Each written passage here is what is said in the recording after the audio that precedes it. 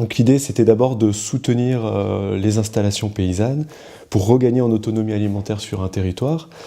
Et pour ça, ce que l'on a fait en premier, ça a été on va dire, de prendre le problème à la base. Et le problème de l'agriculture aujourd'hui, lorsqu'on le prend à sa base, c'est la question du foncier agricole. Et c'est la raison pour laquelle on a créé au départ un GFA, un groupement foncier agricole. On a créé un GFA citoyen dans le sens où ce qu'on voulait, c'est que les habitants d'un territoire se sentent partie prenante des installations et on accompagne cette action, cette expérimentation par de l'éducation populaire. Donc en fait, le local n'est que la conséquence normale d'un raisonnement écologique et économique plus global, mais n'est pas une fin en soi. Et le GFA soutient 3 projets agricoles.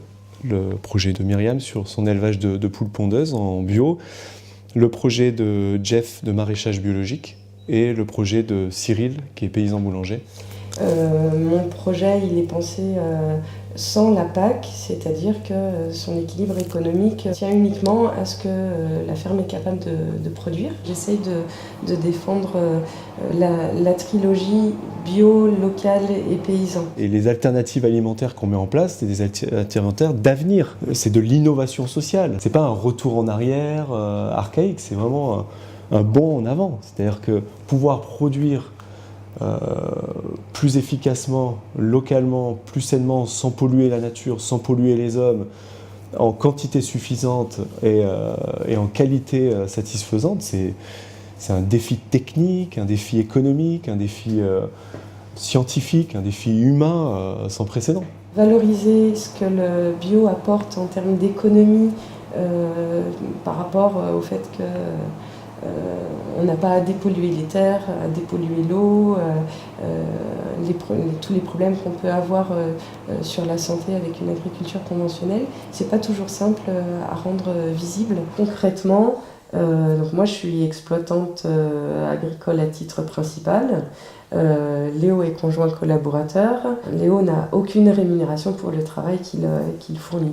Je trouve ça pas très juste, même si aujourd'hui on l'assume dans une dimension militante, en étant nourri par le fait d'avoir une vie qui a du sens. Le but des politiques agricoles ont été de supprimer les paysans pour les remplacer par des agromanagers avec des surfaces pas possibles, qui gèrent des entreprises qui doivent faire du profit, si possible exporter.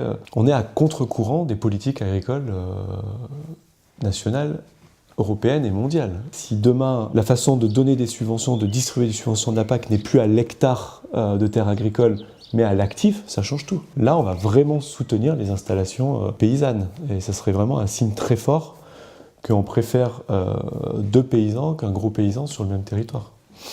Mais bon, ça va dépendre beaucoup du rapport de force aux élections européennes, ça va beaucoup dépendre du rapport de force politique à l'occasion des négociations autour de la PAC pour 2020, et il faut qu'on y soit, quoi. Il faut qu'on soit partie prenante de ça.